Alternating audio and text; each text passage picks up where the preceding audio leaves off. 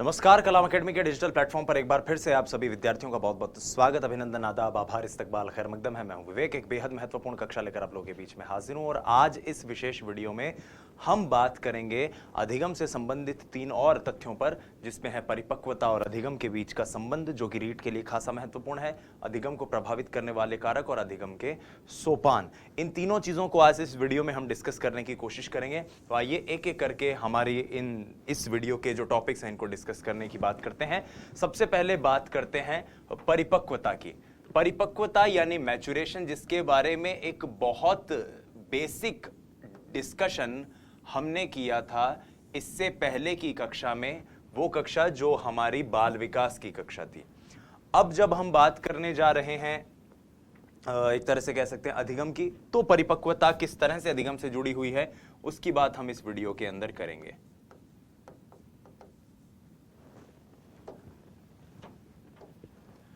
तो परिपक्वता क्या है? यह किसी अवस्था विशेष में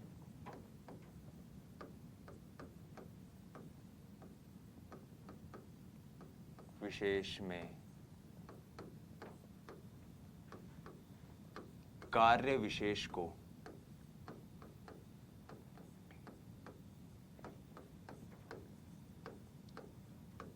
करने की योग्यता है।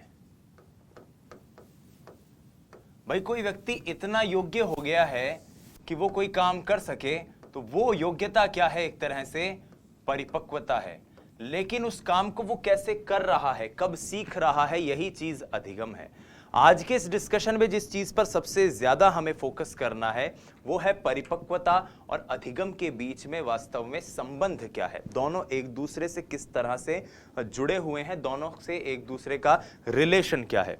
तो जब मैं परिपक्वता और अधिगम के बारे में बात करता हूं तो एक चीज हमें हमेशा याद रखनी चाहिए, और वो ये कि परिपक्वता की वजह से जो परिवर्तन दृष्टिगत होते हैं साथियों, उन परिवर्तनों को कभी भी अधिगम नहीं कहा जा सकता। ये एक फैक्ट है जो आपको याद रखना है।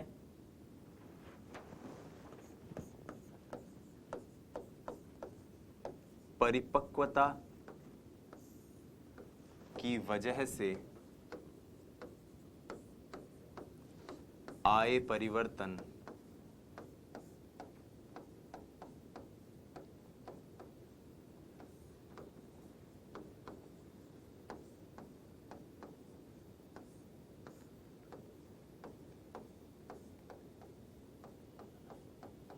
अधिगम नहीं है, किंतु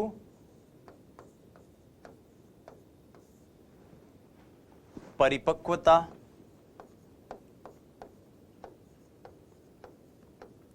अधिगम को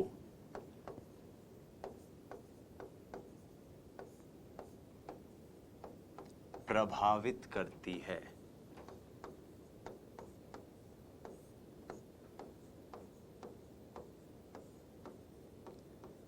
परिपक्वता में तो मुख्यतः जैविक परिवर्तन ही सम्मिलित होते हैं, जबकि हम अधिगम की बात करें तो अधिगम में मानसिक परिवर्तन और तमाम इस तरह के जो परिवर्तन है वो शामिल होते हैं। अब जो मैं बात आपसे कह रहा हूं कि परिपक्वता की वजह से आए परिवर्तन अधिगम नहीं है, तो एक छोटा सा उदाहरण याद रखिएगा कि ये जो हमारे हाथ हैं, इन हाथों में इतनी शक्ति, इतनी काबिलियत आ जाए कि ये पेन पकड़ पाए अपनी 2 उंगलियों के बीच में। जैसे छोटे बच्चों की अगर हम बात करें तो ये पेन पकड़ लेने की जो शक्ति हाथों के अंदर आ गई, इस शक्ति को क्या आप कहोगे? योग्यता, यानी कि परिपक्वता। और अब इस पेन को पकड़ के कोई बच्चा गणित सीख रहा है, कोई बच्चा हिंदी सीख रहा है, कोई इंग्लिश सीख रहा है, कोई तेलुगु सीख रहा है, कोई तमिल सीख रहा है, कोई पंजाबी सीख रहा है। तो ये क्या है? अधिगम है। यही अंतर है परिपक्वता और अधिगम के बीच में। एक और फैक्ट है जो अक्सर विद्यार्थी भूल जाते हैं, वो उन्हें याद रखना चाहिए कि विकास परिपक्वता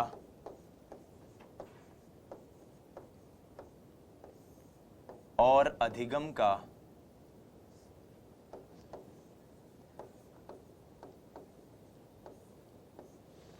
विकास परिपक्वता और अधिगम का क्या है?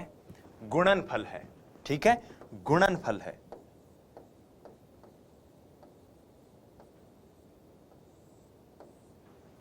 ओके, अब इस चीज को लेकर एक छोटी सी कहानी आपको सुना देता हूं जो मैंने विकास के समय भी सुनाई थी, उसको आप वापस याद रखिएगा। दो जुड़वा भाई थे, बहुत बेसिक सी कहानी है। दोनों जुड़वा भाई मान लो 8-8 साल के थे और उन जुड़वा भाइयों को उनके माता पिता ने सोचा कि एक काम करते हैं, इनको स्विमिंग सिखाने के लिए भेज देते हैं। जब स्विमिंग पूल के पास स्विमिंग के टीचर के पास गए तो स्विमिंग वाले टीचर ने मना कर दिया कि भाई अभी ये दोनों इतने परिपक्व हुए ही नहीं हैं कि इनके पाँव वहां पर पानी में जा पाए, या हाथ इतने मजबूत नहीं है, तो अभी इनको मतलब अभी 3-4 साल बाद लेकर आना। ठीक है, 3-4 साल बाद वापस लेकर आए। 3-4 साल बाद वापस लेकर आए तो बड़े वाले या जुड़वाओं में से जो एक भाई था उसको जैसे ही तैरने के लिए भेजा, दूसरा डर गया, बोला मैं तो नहीं तैरूंगा, और दूसरा भाग गया। अब कालांतर में 10-15 साल तक एक तो स्विमिंग करता रहा और दूसरे नहीं की। अब मैं आपसे प्रश्न पूछता हूं इस वीडियो में, आप मुझे बताओ क्या दोनों लड़कों का शारीरिक विकास बिल्कुल एक जैसा होगा? आपका जवाब होगा नहीं, ऐसा बिल्कुल नहीं है। दोनों का शारीरिक विकास एक जैसा नहीं होगा, अलग अलग हो सकता है। सवाल मेरा दूसरा है कि क्या उन दोनों का शारीरिक विकास एक जैसा नहीं है, इसके पीछे कारण स्विमिंग है? आप कहोगे हाँ, और वो स्विमिंग जो है वो कब कर पाए? वो जब वो स्विमिंग करने के परिपक्व हो गए थे, और स्विमिंग करना एक प्रकार का अधिगम है।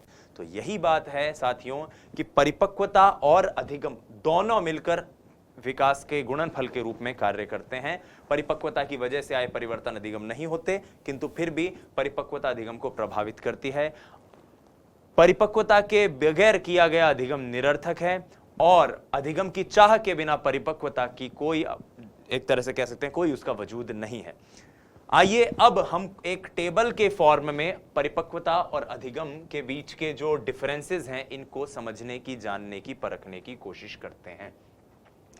पहली बात, परिपक्वता एक जैविक प्रक्रिया है, इसीलिए इसको कई पुस्तकों में जन्मजात प्रक्रिया भी कहा गया है। परिपक्वता जन्मजात प्रक्रिया। और अधिगम जो है एक सीखी हुई प्रक्रिया है, जो कि हमने अभी अभी पढ़ा है। अभ्यास, अनुभव और प्रशिक्षण के फलस्वरूप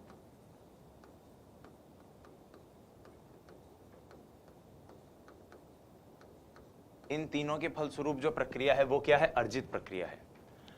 परिपक्वता एक सहज जातिगत प्रक्रिया है, यानी जैसे मनुष्य जाति है तो मनुष्य जाति की परिपक्वता की एक निश्चित पहचान है।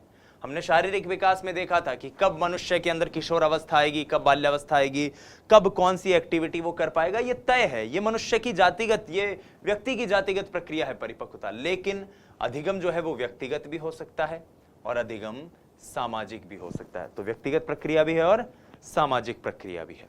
उसके बाद बात करते हैं परिपक्वता की। तो परिपक्वता एक स्वाभाविक प्रक्रिया है, स्वाभाविक है, सहज है, अपने आप होगी। अधिगम जो है वो अभ्यास व अनुभव पर निर्भर है। अब किसी के मान लो दांत उग रहे हैं तो आप उसको ऐसे थोड़ी कहोगे थोड़ा अभ्यास कर तो तेरे दांत और अच्छे उग जाएंगे, ठीक है। लेकिन कोई व्यक्ति अगर हिंदी पढ़ रहा है, एजुकेशनल साइकोलॉजी पढ़ रहा है, तो आप उसे कहोगे कि थोड़ा अभ्यास कर और बेहतर हो जाएगा। परिपक्वता सीखने पर निर्भर नहीं करती, ये बात याद रखना, लेकिन सीखना परिपक्वता पर निर्भर करता है। अधिगम जो है हमने अभी लिखा भी था, परिपक्वता के द्वारा अधिगम प्रभावित होता है, परिपक्वता अधिगम को प्रभावित करती है। और यही बात यहां पर है कि सीखना जो है वो परिपक्वता पर निर्भर करता है।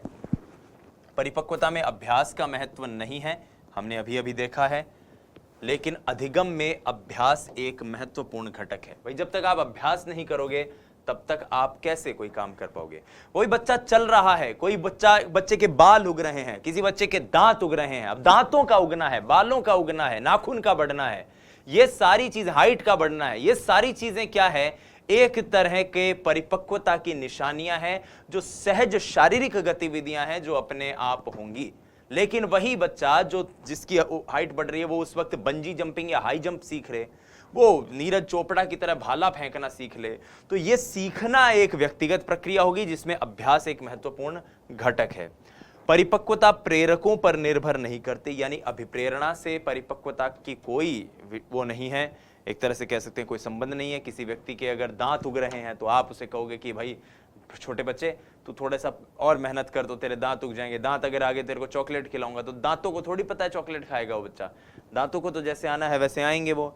और आवश्यकता, अभिप्रेरणा, लक्ष्य, अधिगम में ये सब महत्वपूर्ण घटक है। क्या? आवश्यकता, अभिप्रेरणा, लक्ष्य, ये सब अधिगम में महत्वपूर्ण घटक हैं। तो एक बार पुनः बात करते हैं। परिपक्वता एक जन्मजात प्रक्रिया है जो सहज जातिगत प्रक्रिया है, स्वाभाविक प्रक्रिया है, सीखने पर निर्भर नहीं करती, अभ्यास का इसमें महत्व नहीं है, प्रेरकों पर निर्भर नहीं करती। वहीं अधिगम एक अर्जित प्रक्रिया है, व्यक्तिगत सामाजिक प्रक्रिया है, अभ्यास व अनुभव पर निर्भर होने वाली प्रक्रिया है, परिपक्वता पर यह निर्भर करता है। अभ्यास इसके अंदर एक महत्वपूर्ण घटक है और आवश्यकता, अभिप्रेरणा, लक्ष्य, ये सब भी इसमें महत्वपूर्ण घटक हैं। बात करते हैं परिपक्वता की, तो परिपक्वता में रीइंफोर्समेंट या पुनर्बलन का कोई स्थान नहीं है, जबकि अधिगम में पुनर्बलन एक महत्वपूर्ण घटक है। परिपक्वता जीवन पर्यंत नहीं चलती, जीवन पर्यंत नहीं चलती, इसीलिए तो वृद्धि जीवन पर्यंत नहीं होती। हमने पढ़ा है वृद्धि केवल एक निश्चित समय तक होती है, और अधिगम जो है वो जीवन पर्यंत चलने वाली गतिविधि है, एक ऐसी प्रक्रिया है जो जीवन भर चलेगी। परिपक्वता मनुष्य की संभाव्य क्षमताओं का निर्धारण करती है। भाई कोई व्यक्ति कितना परिपक्व है, कब परिपक्व होगा, यह निर्धारित करती है कि उसकी सीमाओं की संभावना कितनी है, किस संभावना तक उसकी सीमाएं जा सकती है। और अधिगम जो उसकी संभावनाएं हैं उनके भीतर, उनके बीच में क्या कौशल वो अर्जित कर सकता है। भाई परिपक्वता निर्भर कर रही है, एक सहज जातिगत प्रक्रिया है कि एक बच्चा जो है वो 5 फुट तक ही बढ़ सकता है। अब 5 फुट का बच्चा बास्केटबॉल तो खेल नहीं सकता ना, बास्केटबॉल की राष्ट्रीय टीम में तो नहीं शामिल हो सकता ना, जहां 6-6 फुट के लोगों को लिया जाता है। तो इसीलिए परिपक्वता संभाव्य क्षमता का निर्धारण कर सकती है कि भाई 5 फुट का आदमी क्या क्या कर सकता है, यह परिपक्वता ने कह दिया। अब वो किस तरह का कार्य अर्जित करता है, कौन सा कौशल अर्जित करता है, यह निर्णय कौन लेगा, अधिगम लेगा। तो इस तरह से आप परिपक्वता और अधिगम के बारे में बहुत ही बेसिक अंडरस्टैंडिंग से चीजों को समझ सकते हैं। आइए आगे बढ़ते हैं और अगले पॉइंट पर चलते हैं। अगला टॉपिक है अधिगम को प्रभावित करने वाले कारक। कारकों पर हम बात करें उससे पहले काम करते हैं, एक प्रश्न जो रीट में 2012 में आया हुआ है परिपक्वता से, उसको देखते हैं। हाँ, ये रीट 2012 का प्रश्न है, 2012 में आया हुआ क्वेश्चन है रीट के अंदर, इसको देखते हैं। ये कहता है कि वो कौन सी विशेषता है जो परिपक्वता को अधिगम से अलग करती है। यानी हमें एक ऐसी विशेषता जाननी है जो कि परिपक्वता में तो है लेकिन अधिगम में नहीं हो, या फिर इसको जिस हिसाब से भी है देखते हैं इस क्वेश्चन में पूछा क्या है। तो ये कह रहा है वो कौन सी विशेषता है जो परिपक्वता को अधिगम से अलग कर रही है, यानी कि परिपक्वता में तो हो और अधिगम में ना हो। तो देखो यह जीवन पर्यंत चलने वाली प्रक्रिया है। हमने अभी अभी देखा कि परिपक्वता जीवन पर्यंत नहीं चलती, निश्चित समय तक चलती है। परिपक्वता प्रेरकों पर निर्भर करती है, बिल्कुल भी नहीं। परिपक्वता का प्रेरकों से कोई संबंध नहीं है क्योंकि ये एक जैविक प्रक्रिया है। परिपक्वता अभ्यास पर निर्भर करती है, नहीं, बिल्कुल नहीं। अभ्यास, अनुभव, प्रशिक्षण का परिपक्वता में कोई योगदान नहीं है। परिपक्वता एक स्वाभाविक प्रक्रिया है, ये बिल्कुल सही कथन है। स्वाभाविक इसलिए क्योंकि ये एक सहज अंतर्जात जैविक प्रक्रिया है, एक सिंपल सा बायोलॉजिकल चेंज है जो हर व्यक्ति में समय के साथ साथ दृष्टिगत होता है। तो कौन सी विशेषता परिपक्वता को अधिगम से अलग करती है? यह एक स्वाभाविक विशेषता है। सिंपल सा इस क्वेश्चन का आंसर है। आइए अब हम आगे बढ़ते हैं और जैसा कि हमने कहा हम अधिगम को प्रभावित करने वाले कारकों को देखते हैं। देखिए अधिगम को प्रभावित करने वाले कारक का मतलब है वो तमाम तत्व जिनकी वजह से अधिगम प्रभावित होता है। प्रभावित होने का मतलब है वो तमाम चीजें जिनकी वजह से या तो कोई व्यक्ति बहुत जल्दी किसी चीज को सीख लेगा या कोई चीज उसके सीखने में बाधा उत्पन्न करेगी। अब कोई चीज अगर व्यक्ति जल्दी सीख सकता है या बाधा उत्पन्न कर रही है तो ये दो तरह के कारक हो सकते हैं। तो अधिगम को प्रभावित करने वाले कारकों को अगर मैं बाइफरकेट करना चाहूं, विभाजित करना चाहूं, वर्गीकृत करना चाहूं तो दो प्रकार से वर्गीकृत कर सकता हूं। पहला है इंडिविजुअल, यानी वो कारक जो केवल एक विद्यार्थी से स्वयं से जुड़े हुए हों, और दूसरा है वातावरणीय यानी एनवायरमेंटल। मान लीजिए आप जितने भी स्टूडेंट ये वीडियो देख रहे हो, आप में से किसी एक साथी की तबीयत खराब हो जाए। अब तबीयत खराब अगर उस साथी की हो गई है तो इस बात का असर उसी साथी पर ही तो पड़ेगा। यानी किसी विद्यार्थी की अगर तबीयत खराब है इसका मतलब केवल वही एकलौता है जो कि पढ़ नहीं पा रहा है उस तबीयत खराब के कारण। लेकिन मान लीजिए आपके अध्यापक की तबीयत खराब हो जाए तो अब इस बात का असर किस पर पड़ेगा? सारे विद्यार्थियों पर, क्योंकि उस समय फिर सारे ही विद्यार्थी नहीं पढ़ पाएंगे क्योंकि टीचर की तबीयत खराब है। तो इससे आप अंदाजा लगा सकते हो कि किस प्रकार से अधिगम को प्रभावित करने वाले कुछ कारक व्यक्तिगत होते हैं जो केवल उसी व्यक्ति तक सीमित होते हैं, और कुछ होते हैं वातावरणीय। हालांकि बड़ा इजी सा टॉपिक है, लेकिन आप एक चीज याद रखिएगा कि जब भी आपको व्यक्तिगत और वातावरणीय कारकों में डिफरेंशिएट करना हो, सिर्फ ये सोचिए कि ये कारक अगर मेरे साथ जुड़ा हुआ हो तो क्या ये मुझे प्रभावित करेगा या मेरे साथ के सभी लोगों को प्रभावित करेगा। और अगर आपका उत्तर ऐसा आए कि मुझे प्रभावित कर रहा और किसी को नहीं, तो वो व्यक्तिगत है। और अगर ऐसा उत्तर मिले कि नहीं वो सबको प्रभावित कर सकता है ऐसा कारक, तो फिर वो कारक कैसा हो गया, वातावरणीय। आइए अब देखते हैं। व्यक्तिगत कारकों में सबसे पहले आता है शारीरिक कारक। शारीरिक कारक वो जो बॉडी से जुड़े हुए हों, जिसमें स्वास्थ्य है। भाई मैं स्वस्थ रहूंगा एक विद्यार्थी के रूप में तो मैं ही अच्छा पढ़ पाऊंगा, मेरे स्वस्थ रहने से मेरे बगल वाले पड़ोसी की पढ़ाई थोड़ी अच्छी या बुरी हो जाएगी। आयु, हर व्यक्ति की आयु उसके अधिगम को प्रभावित करती है। परिपक्वता, हमने अभी अभी पढ़ा है कि परिपक्वता की वजह से आए हुए परिवर्तन अधिगम तो नहीं होते। एक बार रीट ये लाइन पूछ भी चुका है कि क्या परिपक्वता की वजह से आए हुए परिवर्तन अधिगम होते हैं। 2015 में क्वेश्चन आया हुआ है और उत्तर उसका था नहीं। लेकिन परिपक्वता अधिगम को प्रभावित जरूर करती है, ये बात हम पढ़ चुके हैं। इसीलिए अधिगम को प्रभावित करने वाले व्यक्तिगत कारकों में परिपक्वता भी सम्मिलित है। ज्ञानेंद्रियां, कि व्यक्ति देखकर, छूकर, पकड़कर कैसे चीजों के बारे में अपने विचार व्यक्त कर पाता है। उसके बाद मानसिक मनोवैज्ञानिक कारक, अभिप्रेरित। आप में से कुछ साथी रीट की तैयारी तो कर रहे हैं लेकिन अभिप्रेरित ही ना हो, तो मत हो भाई अभिप्रेरित। किसी एक साथी के अभिप्रेरित नहीं होने से आपकी पढ़ाई थोड़ी उसमें कोई रुकावट थोड़ी आ जाएगी। तो अभिप्रेरणा एक कारक है, इच्छा शक्ति एक कारक है, बुद्धि लब्धि, अंतर्निहित क्षमताएं, संवेगात्मक स्थिति, रुचि, अभिवृत्ति, अभियोग्यता, थकान, ऊब, एकरसता, नीरसता आदि, ये सभी वो कारक हैं जो व्यक्ति से जुड़े हुए हैं। मान लीजिए मैं एक विद्यार्थी के रूप में थक जाऊं कोचिंग से आकर, और काफी ज्यादा थक जाऊं, परेशान हो जाऊं, रात को अब पूरी तरह नींद आ रही है, तो ये थकान सिर्फ मेरी ही पढ़ाई को ही तो डिस्टर्ब करेगी, मेरे बगल में जो मेरा साथी है उसको थोड़ी डिस्टर्ब करेगी। लेकिन एट द सेम टाइम अगर आपके टीचर क्लास में जब पढ़ाने आ रहे हैं वो बहुत थके हुए हों, वो बहुत परेशान हो, तब वो चीज किसको डिस्टर्ब करेगी, सभी को। तो यहां पर हम वातावरणीय कारकों में बात करें तो वातावरणीय कारकों में परिवार है, पास पड़ोस है, ग्राम नगर क्षेत्र की सामाजिक संगठनात्मक क्षमता। मैं यहां पर एक चीज क्लियर कर दूं, ये वातावरणीय कारकों में शारीरिक नहीं है, पहले ही मैं क्लियर कर दूं, कंफ्यूज मत होना। ये वातावरणीय कारकों में जो ये पहला कारक दिया हुआ है ये शारीरिक नहीं है। तो वातावरणीय में कौन कौन हो सकते हैं, वातावरणीय में परिवार हो सकता है, पास पड़ोस, ग्राम नगर क्षेत्र, सामाजिक स्थिति, विद्यालय की संगठनात्मक स्थापना, संरचना, विद्यालय का परिवेश, अध्यापक के द्वारा किया गया बर्ताव। अब कक्षा में अगर एक अध्यापक है वो सबको डांटता है कक्षा में, तो इसका मतलब सारे विद्यार्थी सही से नहीं पढ़ पा रहे। विद्यालय है, विद्यालय के अंदर अनुशासन नहीं है, तो वो सभी विद्यार्थियों को प्रभावित करेगा। एक ऐसा कोई मोहल्ला है जहां पर कोई ब्याह शादी चल रही है और बड़ा रात को 10 बजे तक डीजे बज रहे हैं, तेज आवाज में गाने चल रहे हैं, तो ये जो तेज आवाज में गाने चलना है ये सभी बच्चों को प्रभावित करेगा जो वहां पर पढ़ रहे होंगे। तो इस तरह से ये वातावरणीय कारक हो सकते हैं। वातावरणीय कारक में कई भौतिक व आर्थिक कारक भी होते हैं, जैसे रोशनी, तापमान, वातायन। मान लीजिए आप सब एक ऐसी क्लास में पढ़ रहे हो जो बेसमेंट में हो, बहुत गर्मी, बहुत उमस हो वहां पे, तो कुछ समय बाद आप परेशान हो जाएंगे।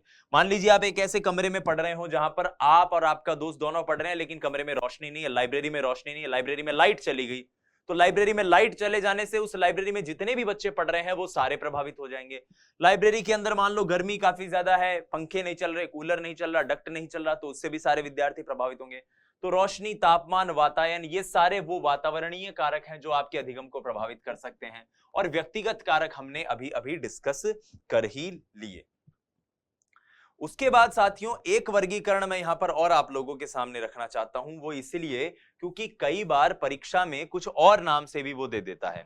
वो सीधा व्यक्तिगत और वातावरणीय, व्यक्तिगत वातावरणीय तो हमें याद रखना ही है, लेकिन कई बार वो सीधे सीधे व्यक्तिगत और वातावरणीय ना बोलकर कुछ और नाम से हमें चीजें पूछ लेता है। जैसे सीधा पूछ ले शारीरिक कारक, तो शरीर से संबंधित जितने भी कारक हैं, जिसमें स्वास्थ्य है, जिसमें आयु है, जिसमें थकान है, जिसमें ऊब है, जिसमें ज्ञानेंद्रियां हैं, जिसमें परिपक्वता है, ये सारे शारीरिक कारक हैं। मनोवैज्ञानिक कारक अभिप्रेरणा, सीखने की इच्छा, रुचि, बुद्धि लब्धि, अभिवृत्ति। किसी बच्चे में सीखने की इच्छा है वो जल्दी सीखेगा, किसी बच्चे के अंदर तत्परता नहीं है, सीखने की इच्छा, तत्परता नहीं है, तो वो बच्चा ज्यादा जल्दी नहीं सीख पाएगा चीजों को। पर्यावरणीय कारकों में वातावरण, जैसा कि भौतिक वातावरण की हमने बात करी, और सामाजिक वातावरण जिसकी हमने अभी अभी बात की। उसके बाद अन्य कारकों में देखो, विषय सामग्री, कंटेंट। आप मान लो रीट की तैयारी कर रहे हो, लेकिन आपको जो नोट्स आपके पास है वो नोट्स प्रॉपर ही नहीं है। जिस किताब से आप पढ़ रहे हो उस किताब में साइकोलॉजी के कंटेंट प्रॉपर है ही नहीं, तो वो आपके अधिगम को प्रभावित करेंगे। अधिगम की विधि, जिस तरह से आप पढ़ रहे हो वो भी प्रभावित कर सकती है। कई बार हम नहीं बोलते, कोई एक हमारा साथी है जोर जोर से बोल बोल कर पढ़ रहा है, हालांकि यहां पर अधिगम विधि वो नहीं है। यहां पर अधिगम विधि में शिक्षण की उन विधियों से बात कर रहा हूं, लेकिन मैं आपको चीजों को समझाने के लिए उदाहरण दे रहा हूं कि मान लो आपका कोई दोस्त बोल बोल कर चीजों को याद करा जोर जोर से, तो आप उसको ऐसे बोलते हो ना यार डिस्टर्ब मत कर, या फिर लेकिन वो कहे कि यार मुझे तो याद ही ऐसे होता है, मुझे तो याद ही ऐसे होता है। तो इसका मतलब जिस तरह की विधि आप उपयोग में ला रहे हो पढ़ने में, आप अनुबंधन के जरिए तैयार कर रहे हो, आप सूझ के सिद्धांत के जरिए तैयार कर रहे हो, आप शिक्षण की कोई और विधि अपना रहे हो, आप अभिक्रमित अनुदेशन अपना रहे हो, यह भी प्रभावित करता है। अभ्यास प्रभावित करता है, अधिगम की प्रक्रिया प्रभावित करती है, सफलता और परिणाम का ज्ञान प्रभावित करता है। इसके बाद कुछ कारकों को कुछ मनोवैज्ञानिक और अलग ढंग से बताते हैं। जैसे कुछ कहते हैं कि इनको ऐसे बाइफरकेट कर दो, बांट दो कि विद्यार्थी से संबंधित कारक, दूसरे बांट दो अध्यापक से संबंधित कारक, विषय वस्तु से संबंधित कारक और प्रक्रिया से संबंधित कारक। तो इनको आप जैसे भी बांटोगे, विद्यार्थी से संबंधित, अध्यापक से संबंधित, विषय वस्तु से संबंधित और प्रक्रिया से संबंधित, उसको आप जिस भी प्रकार से बाइफरकेट करोगे वही हमारा सॉल्यूशन हो जाएगा। तो सबसे पहले विद्यार्थी से संबंधित कारक देखते हैं। ये सारे कारक वही हैं, शारीरिक और मानसिक स्वास्थ्य, जिसमें बीमारी, थकान, अवस्था, संवेगात्मक स्थिति, ये सब आ जाएंगे। उसके बाद विद्यार्थी की अंतर्निहित क्षमताओं की बात करें तो आयु क्षमता को निर्धारित करता है, लिंग क्षमता को निर्धारित करता है, बालक की परिपक्वता क्षमताओं को निर्धारित करती है, और बालक की शारीरिक स्थिति, शारीरिक सौष्ठव जो है बालक का, वो क्षमता को निर्धारित करता है। जैसे मान लीजिए अगर कोई कहे कि यार आप एक काम करो मेरे दोस्त, आप भाला फेंक सीख लो नीरज चोपड़ा की तरह, तो मैं जानता हूं कि मैं चाहे एक पूरा जन्म ले लूं तो भी ये चीज नहीं सीख सकता, क्योंकि ना तो मेरे अंदर उतनी शारीरिक शक्ति है और ना मेरे अब वो आयु रही कि मैं ये काम कर पाऊं, और ना मेरे अंदर ऐसी परिपक्वता है। वैसे ही मनोविज्ञान ये बात भी कहता है कि बालक और बालिकाओं के अंदर भी कई अंतर्निहित क्षमताएं होती है।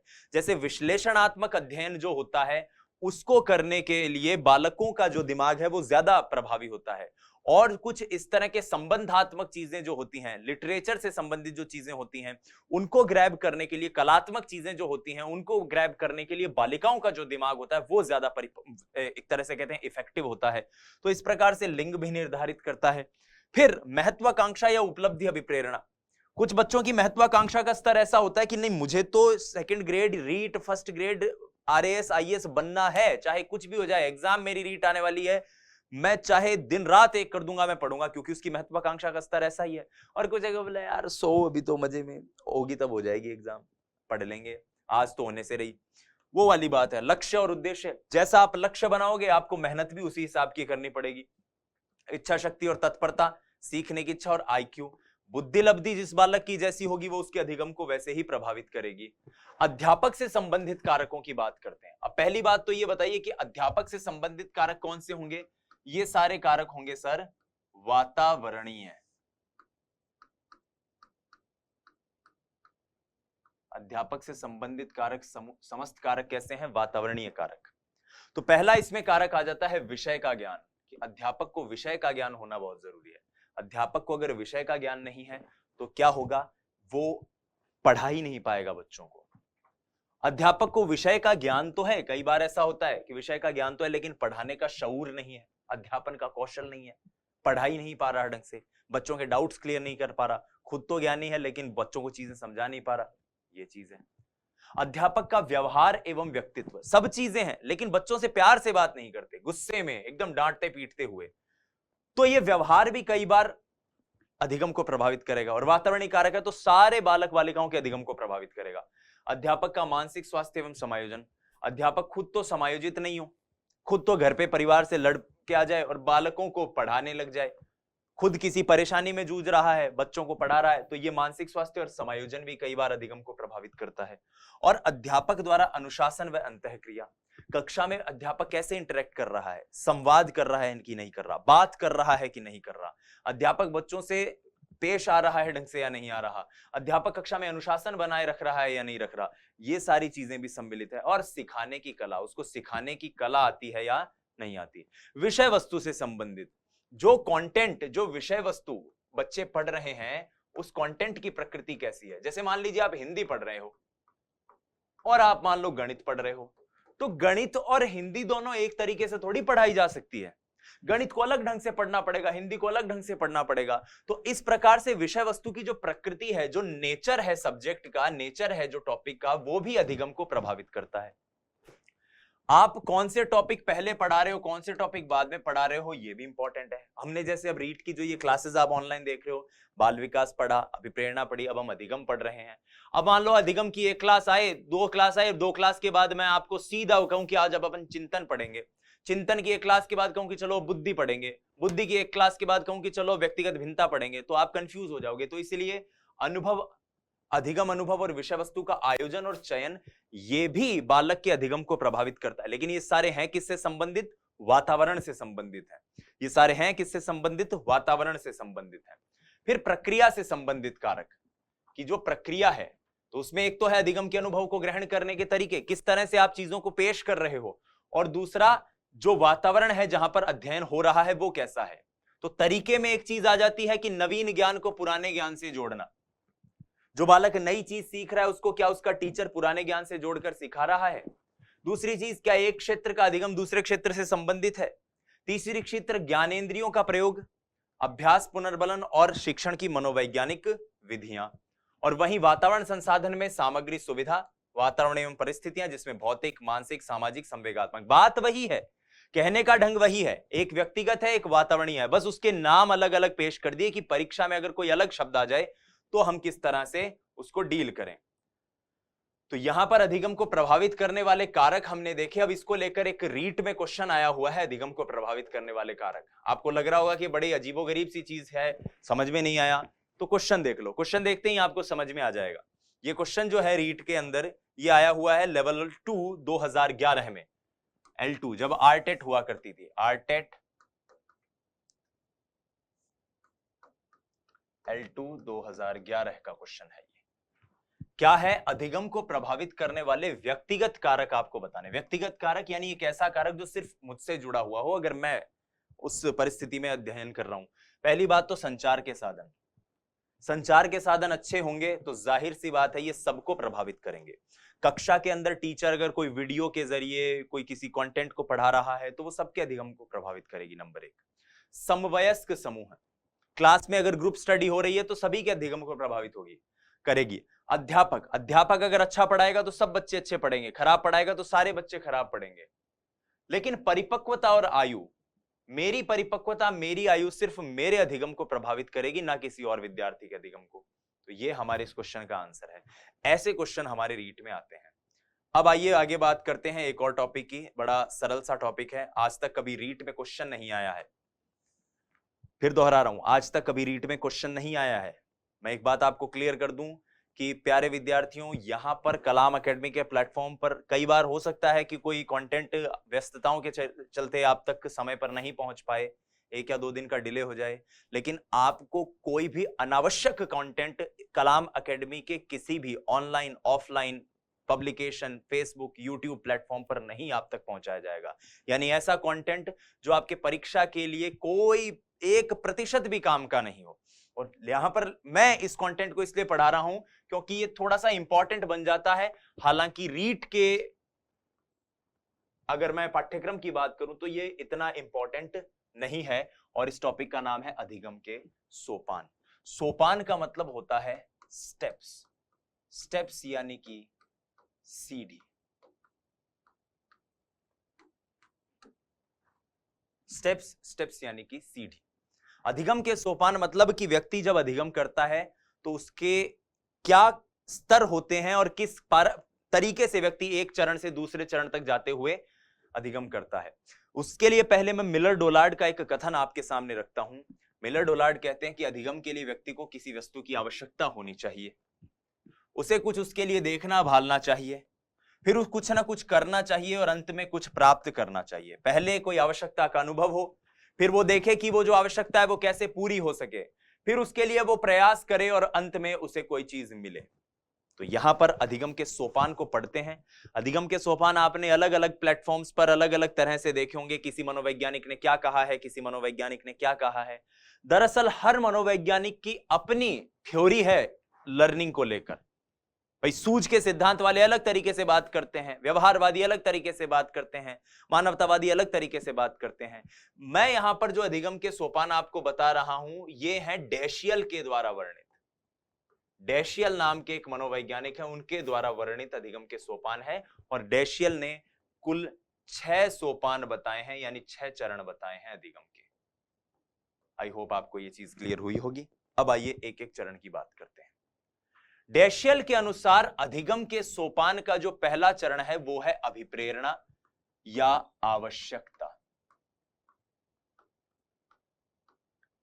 कोई आपसे पूछे कि आप नौकरी के लिए इतने लालायित क्यों हैं, क्यों सुबह शाम अपनी जिंदगी को इस परीक्षा की तैयारी में लगा रहे हो, क्यों इतनी मेहनत कर रहे हो रीट के लिए, आप कहोगे कि साहब जरूरत है नौकरी की, साहब आवश्यकता है, साहब मुझे कुछ करके दिखाना है। मेरे घर परिवार वालों को किसी रिश्तेदार ने कभी कुछ कह दिया था, क्योंकि मेरी नौकरी नहीं लगी हुई, मुझे उस रिश्तेदार को अपने काम से, अपनी मेहनत से और अपनी ईमानदारी से सफल होकर जवाब देना है, यानी कि अभिप्रेरणा या आवश्यकता। तो कोई भी लर्निंग सोद्देश्य प्रक्रिया होती है, उद्देश्य पूर्ण होती है, लक्ष्य होता है उसके पीछे। और सबसे पहला कारण जो लक्ष्य से भी पहले होता है वो होती है आवश्यकता, अभिप्रेरणा, रिक्वायरमेंट या फिर नीड। दूसरी चीज लक्ष्य, गोल। आपको लगे कि मुझे नौकरी की आवश्यकता है, मेरे घर को, परिवार को संभालने के लिए मुझे नौकरी की जरूरत है, तो वहां पर अभिप्रेरणा और एक आवश्यकता यहां पर आ गई। लेकिन बाद में आपको लक्ष्य बनाना पड़ेगा कि मैं जिस नौकरी को पाना चाहता हूं उसके लिए मुझे रीट की तैयारी करनी चाहिए, या फर्स्ट ग्रेड की तैयारी करनी चाहिए, या सेकंड ग्रेड की तैयारी करनी चाहिए, या पटवारी बनना चाहिए, ऐसा ही बनना चाहिए। इसी लक्ष्य के लिए फिर आप एक उद्देश्य तैयार करते हैं। कई जगह लक्ष्य लिखा हुआ है, कई जगह उद्देश्य लिखा हुआ है, दोनों एक ही बात है, अलग अलग नहीं है कि लक्ष्य बड़ा होता है, छोटा उद्देश्य होता है, उद्देश्य छोटा होता है, लक्ष्य बड़ा होता है। नहीं, लक्ष्य, उद्देश्य, विच इज कॉल्ड गोल। गोल आप अपना सेट करते हो कि मुझे कैसे इस चीज को प्राप्त करना है। ठीक है, आवश्यकता, अभिप्रेरणा, लक्ष्य, उद्देश्य, जो कि दूसरा चरण है। तीसरा चरण, अब इसमें आ गई बाधा। आपने सोच तो लिया मुझे रीट की एग्जाम आ रही है, रीट क्रैक करनी है, लेकिन रीट क्रैक करें कैसे, कंटेंट ही नहीं है, पता ही नहीं है क्या पढ़ना है, कैसे पढ़ना है, 30 नंबर की साइको कैसे पढ़नी है, टीचिंग मेथड कैसे पढ़ना है, लैंग्वेज 1 लैंग्वेज 2 कैसे क्लियर करनी है, एसएसटी का हूं तो एसएसटी के सब्जेक्ट कैसे क्लियर करने हैं, साइंस का हूं तो मैथ्स और साइंस कैसे क्लियर करनी है, लेवल 1 का हूं तो ईवीएस कैसे पढ़ूं, गणित कैसे पढ़ूं। तो यहां पर आ गई एक बाधा, और इस बाधा को दूर करने के लिए आप किसी टीचर के पास गए, आप किसी प्रोफेसर से मिले, आप किसी कोचिंग इंस्टीट्यूट में गए, आपने कोई कोर्स खरीदा, आपने क्या करी, अनुक्रियाएं करी, आपने बहुत सारे रिस्पॉन्ड किए, काम किए, और यहां पर आपने अनुक्रियाएं कर करके अपने आप को तैयार किया कि हां मैं ये किताब लेके आ गया हूं, मुझे ये किताब पढ़नी चाहिए, मैं कलाम एकेडमी की ये परीक्षा विशेषांक लेके आ गया हूं, मुझे इस परीक्षा विशेषांक को पढ़ना चाहिए, इसके अंदर जितने भी क्वेश्चन है मुझे सॉल्व करने चाहिए। और जैसे ही आपने ये अनुक्रियाएं करी, अनुक्रियाएं करने के बाद आपने देखा कि कलाम एकेडमी की जो ये परीक्षा विशेषांक है, ये बहुत जल्द आप लोगों के लिए अपडेटेड वर्जन भी इसका आने वाला है, इसमें ये अधिगम को प्रभावित करने वाले कारक और अधिगम के सोपान को लेकर ये 4 क्वेश्चन दिए हुए थे, और मैंने ये चारों क्वेश्चन बिना पीछे आंसर देखे हुए सही कर दिए। यस, मुझे अधिगम के सोपान समझ में आ गए, यस, मुझे अधिगम को प्रभावित करने वाले कारक समझ में आ गए, यस, मुझे समझ में आ गया कि अधिगम और परिपक्वता के बीच में संबंध क्या है। तो यहां से आपको क्या मिला, सबलीकरण, पुनर्बलन,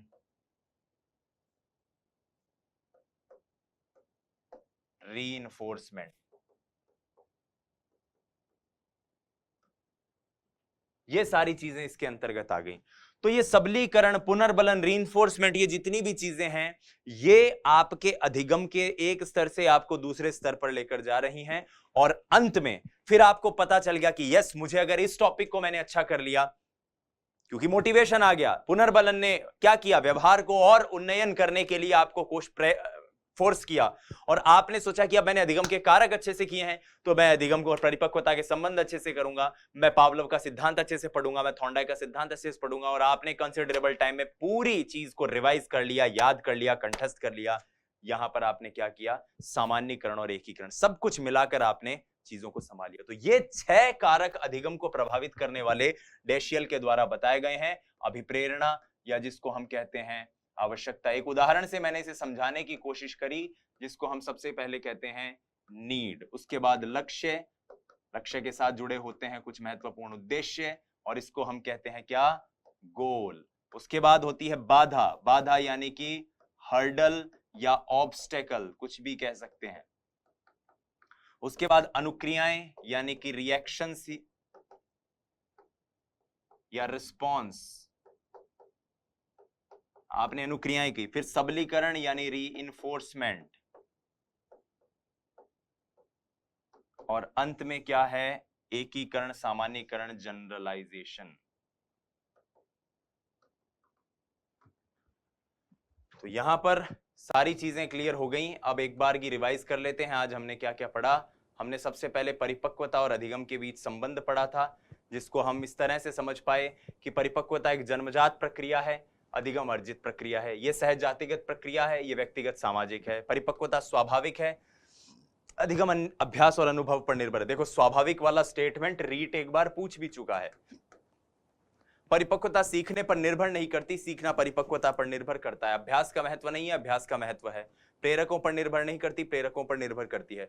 पुनर्बलन का स्थान नहीं, पुनर्बलन का स्थान है। जीवन पर्यंत नहीं चलती, जीवन पर्यंत चलती है। मनुष्य की संभावित क्षमताओं की सीमा का निर्धारण करती है, संभावित क्षमताओं के भीतर अर्जित कौशल का निर्धारण करता है। प्रभावित करने वाले कारकों का एक क्वेश्चन देखा था, जिसका उत्तर है आयु, और परिपक्वता के मध्य संबंध का एक क्वेश्चन देखा था, जिसका उत्तर है स्वाभाविक प्रक्रिया। उसके बाद प्रभावित करने वाले कारक देखे थे, व्यक्तिनिष्ठ कारक जो व्यक्ति से जुड़े हुए हैं, वातावरणीय कारक जो व्यक्ति के साथ साथ अन्य सभी को भी प्रभावित करेंगे। फिर हमने कुछ और भी वर्गीकरण देखे थे, और अंत में हमने देखा था डैशियल के अनुसार अभिप्रेरणा, माफ कीजिएगा, अधिगम के सोपान, कुल 6 सोपान उन्होंने बताए हैं, जिसमें सबसे इंपॉर्टेंट है अभिप्रेरणा। प्रश्न ऐसे भी आता है, अधिगम के लिए सर्वाधिक महत्वपूर्ण क्या है। अभी ये क्वेश्चन भी आया था यूपी टेट का, सीधा सीधा क्वेश्चन था कि अधिगम के लिए सर्वाधिक महत्वपूर्ण क्या है। अभिप्रेरणा, आवश्यकता, रिक्वायरमेंट, लक्ष्य, बाधा, अनुक्रिया, सबलीकरण और सामान्यीकरण व एकीकरण। तो प्रिय विद्यार्थियों, यहां पर ये लेक्चर हमारा समाप्त होता है। नेक्स्ट वीडियो जो आपके लिए होगी, उसमें हम अधिगम के सिद्धांतों को बहुत डिटेल में डिस्कस करेंगे। सबसे पहले हम व्यवहारवादी सिद्धांतों की बात करेंगे, जिसमें हम सबसे पहले शास्त्रीय अनुबंधन पावलोव को डिस्कस करेंगे अगली वीडियो में। धन्यवाद, जय हिंद, वंदे मातरम, स्वस्थ रहिए, मस्त रहिए, अपनी तैयारी में व्यस्त रहिए। नमस्कार।